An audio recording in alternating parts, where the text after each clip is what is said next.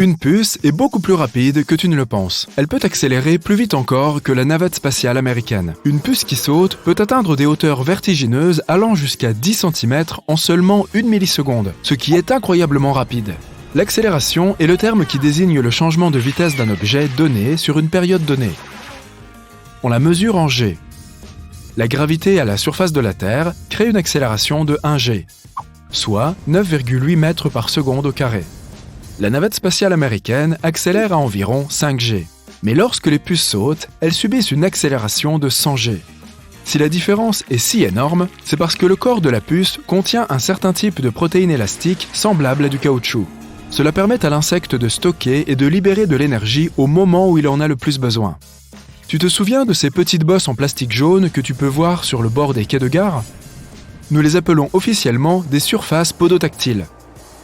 Elles n'ont peut-être pas l'air si grandes, mais il faut pourtant toute une équipe pour les installer.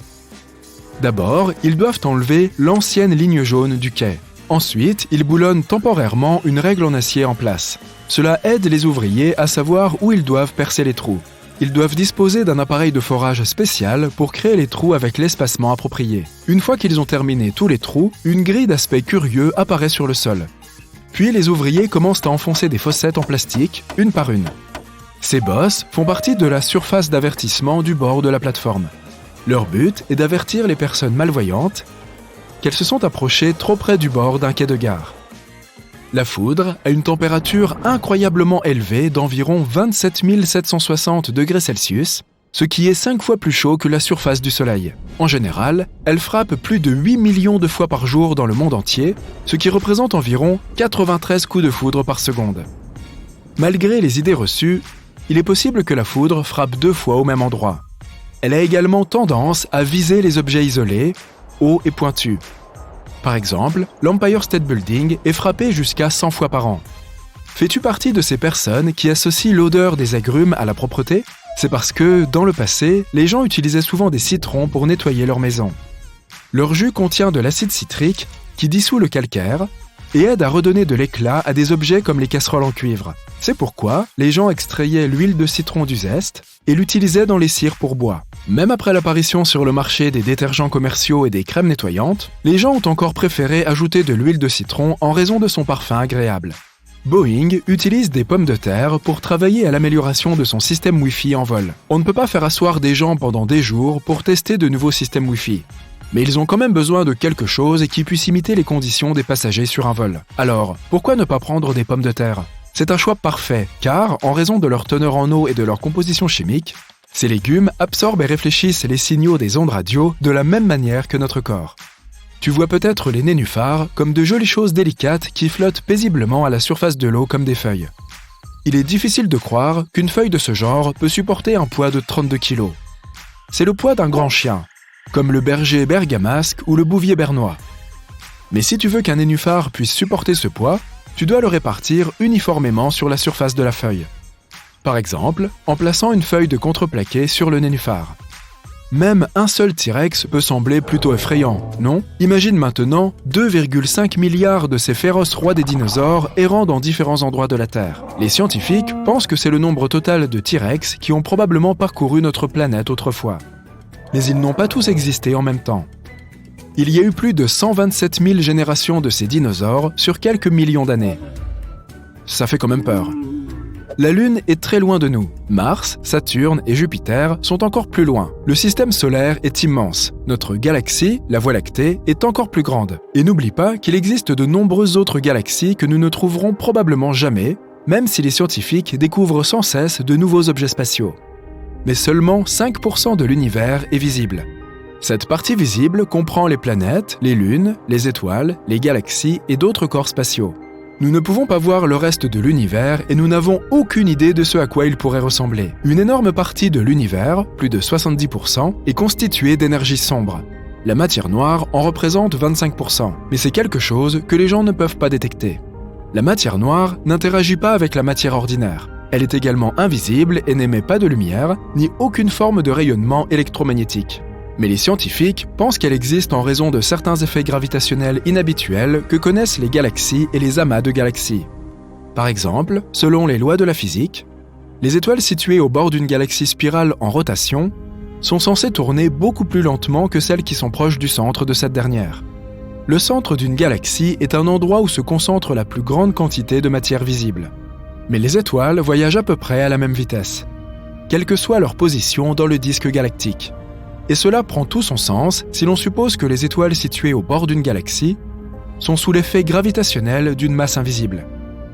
Cette masse pourrait se cacher dans un halo qui entoure la galaxie. Tu savais que les gens peuvent produire du venin ?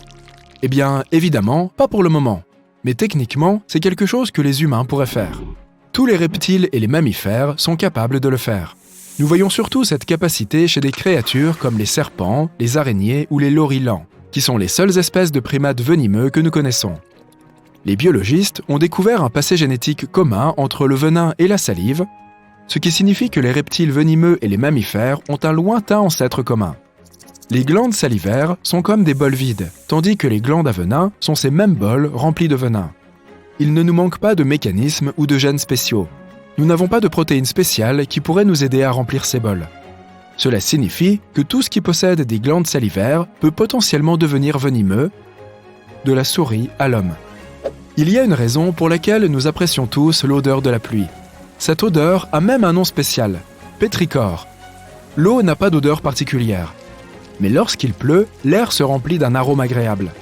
Cela se produit grâce à des molécules spéciales créées par des bactéries vivant dans le sol, la géosmine. Tu regardes donc dehors et tu remarques qu'il pleut. À ce moment-là, de petites poches d'air se forment. Elles contiennent de minuscules quantités de ces molécules. La pluie piège d'abord ces poches d'air, puis les libère. En faisant cela, elle envoie ces molécules dans l'air. Elles se répandent alors partout et produisent cette odeur de pluie si caractéristique. Au fait, la pluie n'est pas toujours constituée de gouttelettes d'eau. Il peut aussi pleuvoir des poissons, des grenouilles ou d'autres objets bizarres que l'on ne s'attendrait pas à voir tomber du ciel. Ce genre de cas est rare, mais il se produit, notamment lors de puissants orages. Les vents des tornades peuvent être si puissants qu'ils propulsent des objets et des animaux dans les airs. Et au bout d'un moment, ils doivent tous redescendre. Une petite ville d'Australie a signalé que des centaines de poissons étaient tombés du ciel en 2010. Il existe des planètes sur lesquelles les pluies ne sont pas régulières non plus. Sur Vénus, ainsi que sur d'autres planètes et lunes, la pluie est composée de méthane et d'acide sulfurique. Il y a même une planète située à 5000 années-lumière de nous où les gouttes de pluie sont faites de fer. Au plus profond d'Uranus, Saturne et Neptune, il pourrait pleuvoir des diamants. Il est difficile de le prouver car les planètes extérieures de notre système solaire sont très difficiles à étudier. Mais les scientifiques supposent que des pressions extrêmes sur ces planètes pourraient cristalliser les atomes de carbone, les transformant ainsi en diamants. Ils vont jusqu'à penser que 1 million de kilos de diamants se formeraient sur Saturne chaque année. Il y a une petite ville en Norvège située au nord du cercle polaire. Là-bas, le soleil ne se couche pas du tout entre le 18 mai et le 26 juillet. C'est pourquoi les habitants de cet endroit veulent éliminer toute notion de temps. Pendant cette période, il fait toujours jour dehors et les gens agissent en conséquence.